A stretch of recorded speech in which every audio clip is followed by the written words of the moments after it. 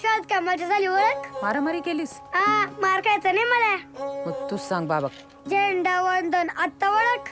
काय झेंडा पडला? आहा, फाटला? नाही चोरला?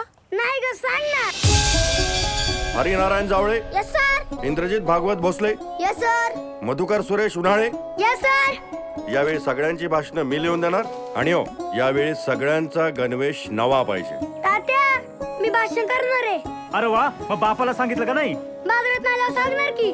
जुनाच गणवेश नीट करून देते म्हणले ती. सर सांगितलंय ना, वाज गणवेश पाहिजे, नाहीतर भाषण करायला देणार नाही. आपण गणवेशच आहे की. आता फक्त याला युनिफॉर्म म्हणायचं झालं. मलाही कधी एकदा झेंडा वंदन येतं असं झालंय. हा एवढा स्वातंत्र्य दिन आनंदात साजरा करूया. अहो मी चोर नाही, आज नुसती किंमत बघणार होतो, मग घेणार गणवेश. गणवेश म्हणजे काय बंगला आहे? भाषण पाठ झालं का तुझं? गणवेश दिल्यावर मी मंत्री साहेबांपेक्षा भारी भाषण करत असते. साहेब ज्या शाळेत शिकले ना, त्या शाळेच्या विद्यार्थ्यांनी एखादी भेट दिली. या खादीसाठी उद्यासारखा दुसरा चांगला मुहूर्त नाही.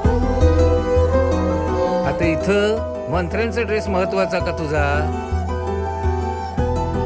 भाऊ बघितलं गणवेश? अरे तुला सांगितलं ना, गणवेश तुला उद्यापर्यंत आणीन म्हणजे आणीन.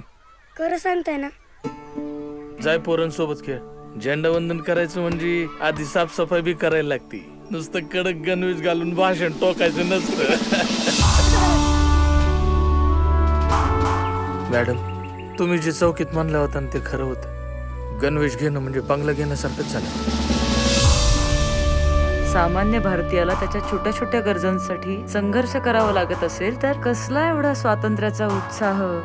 स्वातंत्र्याचा प्रत्येकाचा आपला एक मार्ग असतो आणि मला वाटतं तो मार्ग कर्माचाच असायला हवा.